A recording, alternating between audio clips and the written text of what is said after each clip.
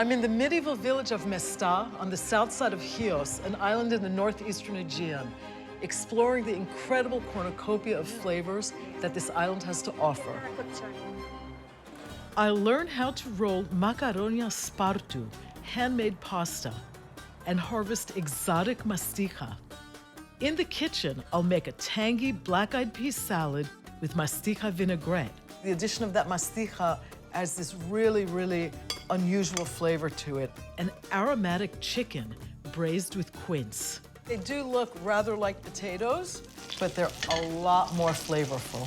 Join me on my Greek table for a feast for all the senses.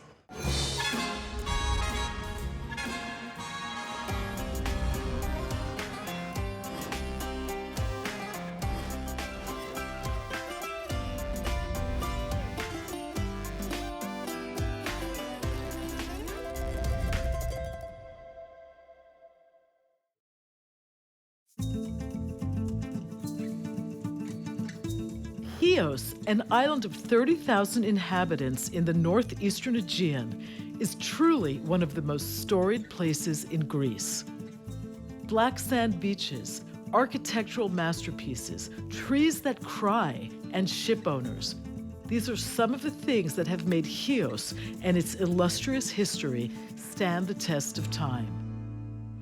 Diana, αυτό εδώ είναι το σπίτι του Χριστόφορου Κολόμβου.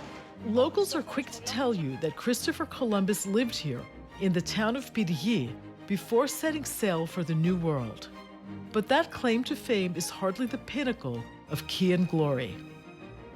The island was made rich by its leading role in silk processing, shipping, and as the only source of Mastiha, a teardrop-shaped resinous superfood that is one of the Mediterranean's oldest, most significant ingredients. Much of Greece's ship-owning legacy is linked to Chios.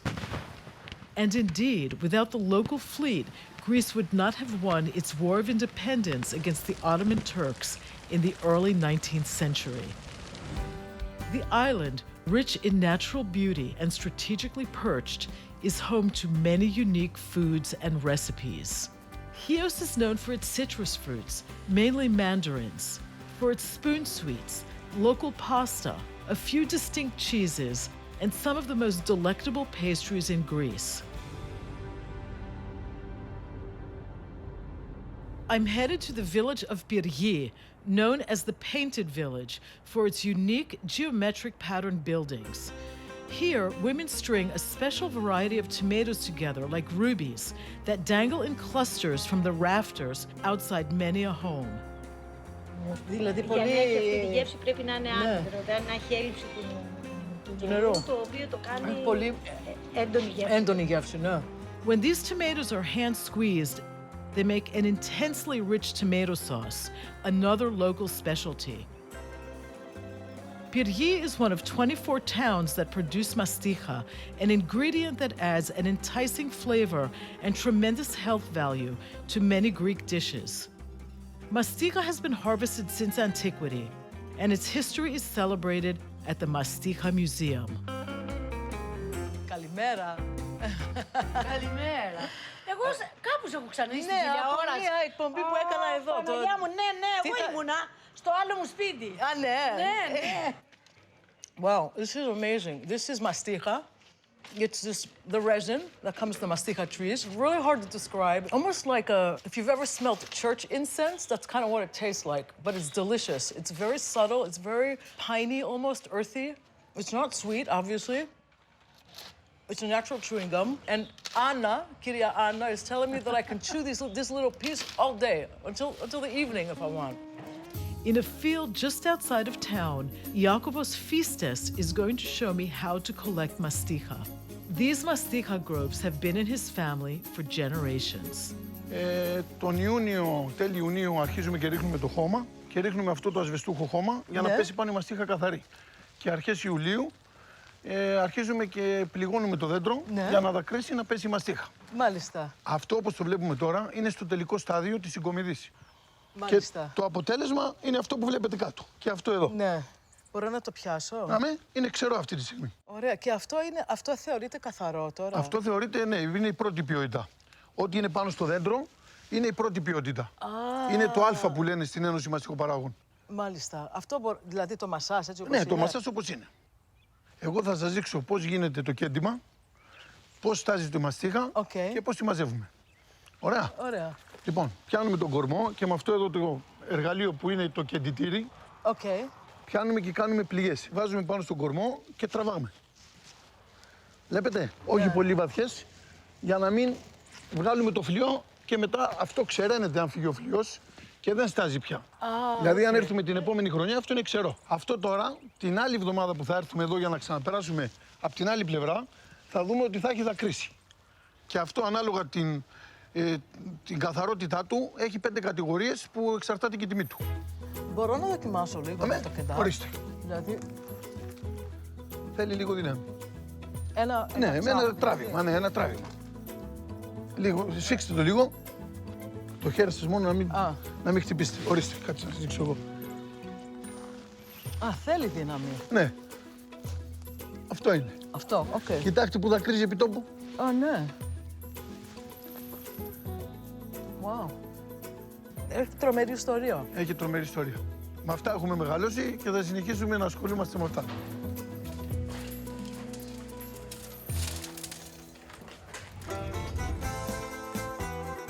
This beautiful black-eyed pea salad that I'm making for you today is inspired by the island of Chios. First, I rinse the black-eyed peas, and then I bring them to a boil in cold water. As soon as they come to a boil, I get them off the stove and drain them again. That keeps them from turning gray. Then I put them back in the pot with fresh cold water and cook them with a little bit of salt until they're tender but al dente.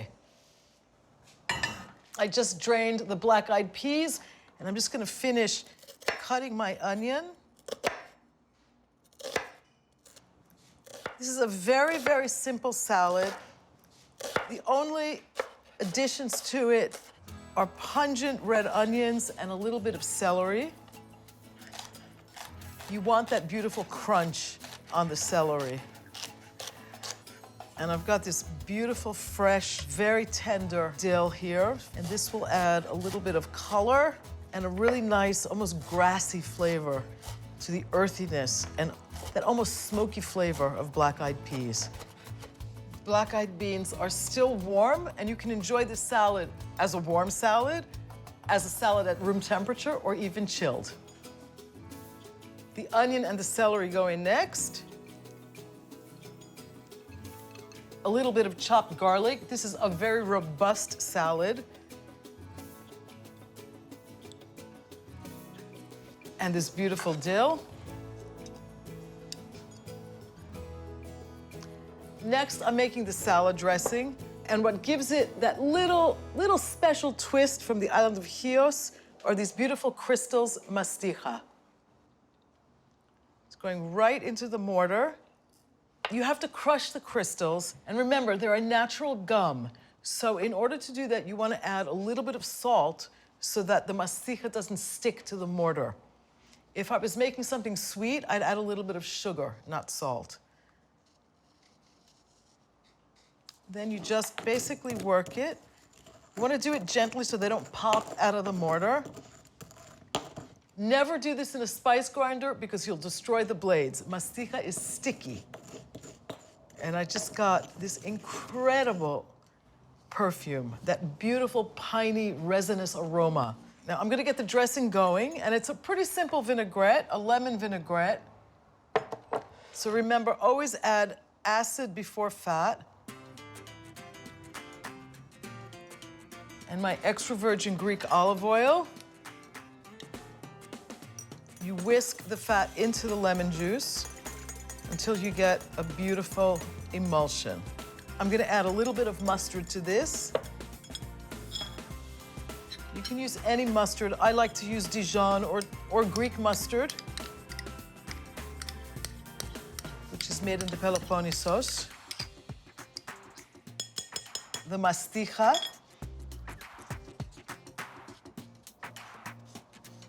Now, I'm not adding any more salt to this because there's salt in the Mastiha. A little bit of black pepper. And I'm just gonna whisk this all together until it's nice and smooth. I'm ready to add the dressing to the salad. I want to get all that good Mastiha powder.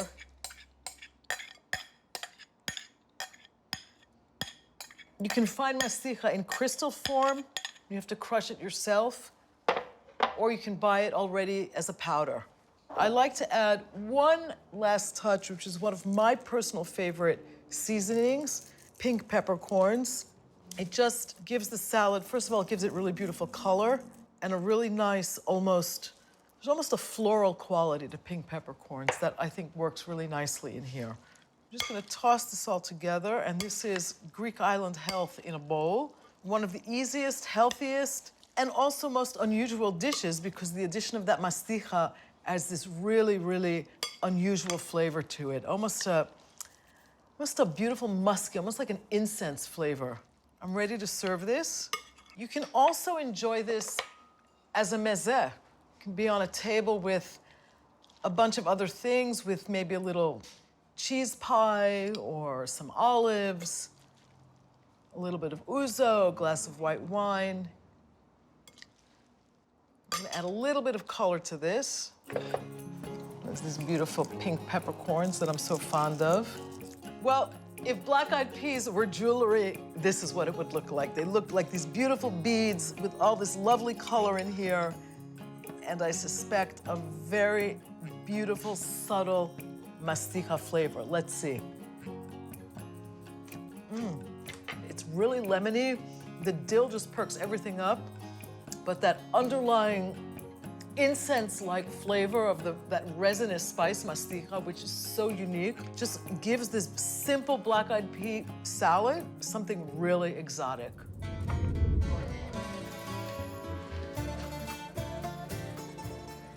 I'm in this amazing medieval village called Mesta in southern Chios with Dora, a young woman, modern woman, who's gonna make a very traditional dish, homemade pasta, which is local to the island. And they're called? Το όνομα είναι μακαρόνια σπάρτου.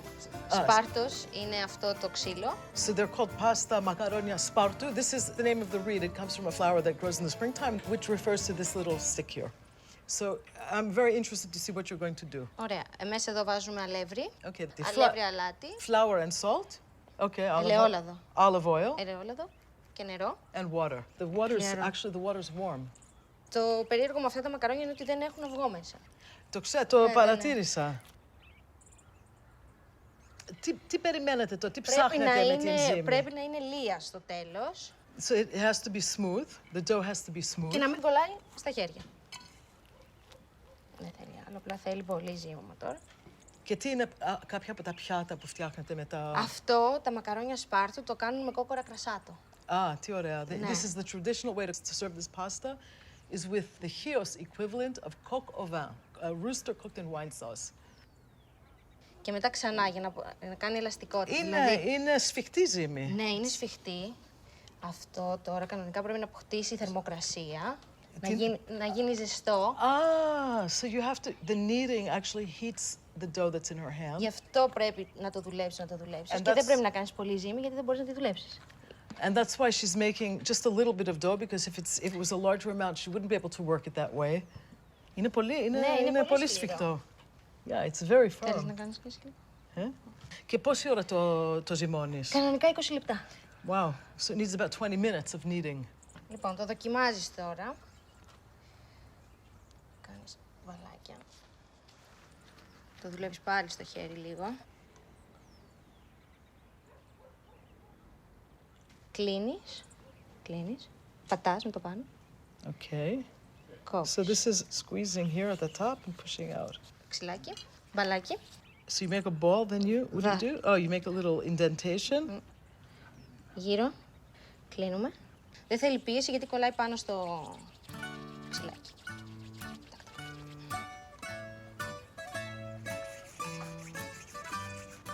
Αυτά όταν ξεραθούν μπορεί να μείνουν. Ναι. Στην κατάψυξη. Συνήθως τα τρώνε, είναι αποξηραμένα. 2 μέρες ξεραίνονται, γίνονται περίπου έτσι.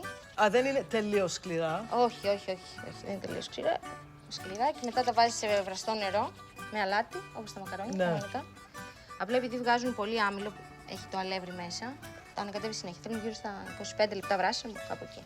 ναι. These take about 25 minutes to cook in salted water. Αυτά είναι αυτά μετά από 2 μέρες. So this is the same pasta that we just made, dried for 2 days in some screen or a basket that has holes in it, something where air can circulate. They dry for 2 days and then they're ready to eat. I'm making a really interesting dish, very popular on the island of Chios, called kotopoulo me kidonia. It's basically chicken braised with quince. The first thing I'm going to do is get my onions going, and a little bit of olive oil and butter. I'm going to get my onions in here to brown them lightly. This is going to take a few minutes. While the onions are cooking, I'm going to dredge the chicken. I've got seasoned flour here, and I like to use nice big pieces of thigh and breast for this. Just gonna get this nice and dredged. You wanna shake off the excess. And I've just seasoned this with a little bit of salt and pepper. I like to do that because I like that nice crunchy exterior when it goes into the frying pan. These are ready to come out. These will continue to cook. As soon as the chicken is browned, I'm gonna add them back in. A little more butter. And a bit more olive oil.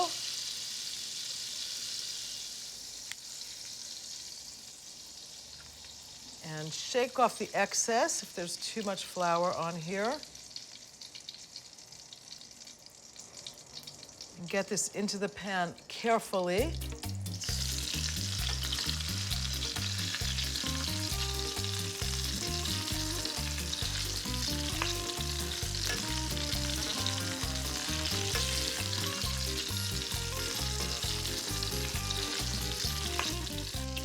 Let's see what's going on with the chicken. I think the one side is beautifully browned. That's exactly what we want.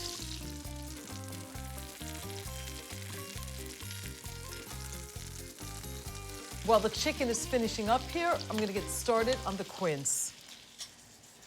I've already got one peeled, seeded, and quartered. I'm gonna get going on the next one.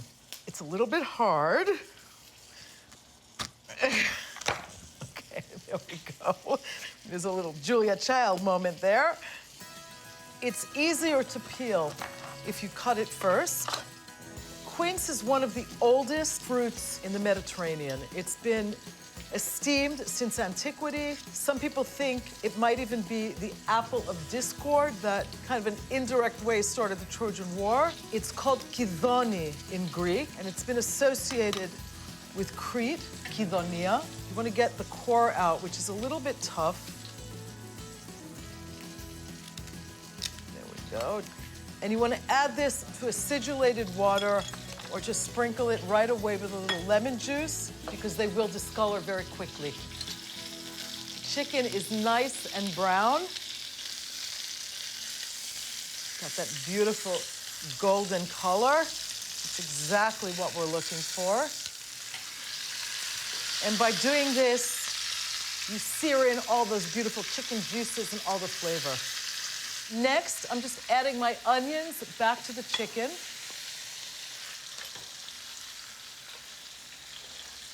I'm using fresh peeled plum tomatoes for this. You could easily use canned plum tomatoes or even chopped canned tomatoes. And I actually like to do this with my hands. I like to squeeze the tomato into the chicken.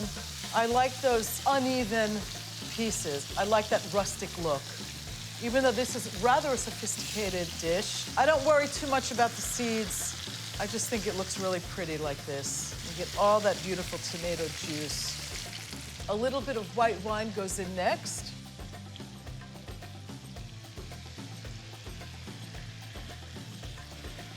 A cinnamon stick, try to lodge it somewhere in the middle. A couple of bay leaves, and a little bit of salt and pepper. One tiny secret, because the quince actually is quite tannic and the tomatoes are a little bit acidic, just a pinch of sugar. just to balance the acidity. It needs to cook for a total of about an hour. So while it's simmering, I'm gonna start on my quince and add those to the pot around halfway through cooking. Just a little bit of olive oil and the rest of this beautiful butter for the quince. These are gonna cook in the butter and olive oil until they get this beautiful golden luster on them. And then I'm gonna add them to the pot with my chicken. The quince takes a little bit less time than a potato would. I wanna thicken up my sauce a bit. So I'm adding some tomato paste, getting that into these beautiful pan juices. I can smell the cinnamon is great. The quince is ready. That's what we wanted. We wanted this nice caramelized color on it. The chicken has been simmering now for about 30, 35 minutes, so it doesn't have that much longer to go. By the time this comes out, the quince is gonna be totally fork tender. And you can see they do look rather like potatoes, but they're a lot more flavorful. It's simmering over pretty low heat.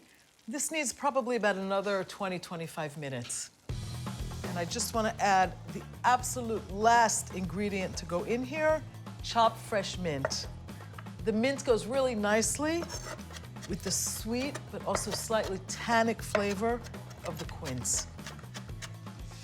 The reveal. Wow. What have I revealed here? One of the most delicious recipes in all of Greek cooking. Let me add my mint to this.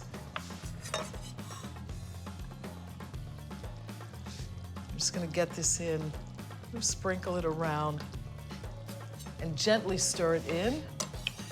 I know the quince is nice and tender, so I don't want to break it apart.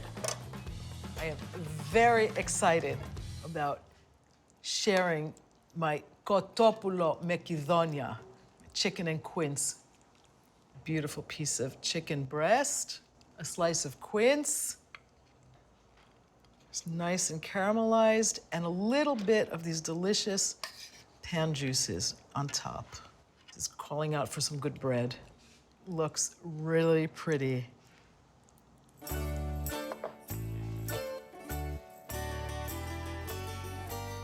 The aromas just coming out of this plate are amazing. Get a little bit of everything on here. The quince has just infused the entire dish with this beautiful, very, very subtle fruitiness. But there's a little bit of a tart note in the quince too. The chicken is perfectly cooked, it's really tender. So is the quince, you can slice right through it, but it's not so soft that it falls apart. The cinnamon just marries everything really beautifully. It's a beautiful pairing with the fruit and with the tomatoes, very Greek. I want to marry this with a big red. And I'm pairing it actually with a wine from northern Greece, from Epanomi, made with 3 local grape varieties from different parts of Greece. Mavroudi, Limnio, and Mavrotragano, from islands and mainland alike. I need a big, bold wine for this chicken dish.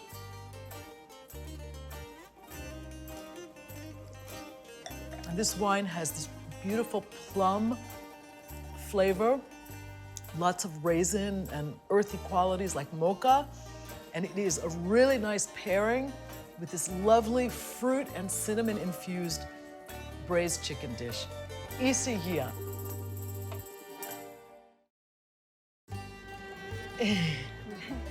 Όχι, το έβγαλα πάλι. Δεν είναι καθόλου εύκολο αυτό. Όχι, είναι πολύ δύσκολο. Είναι κόλπο για να το... Κόλπο, να το κρατάς. I'm not good at this. Το έβγαλα. Αυτό. Βλέπεις, έτσι. Ορίστε, το κρατώ και το πάνω και το κάτω και τα κοτσάνια του. Και μένει στέρεο.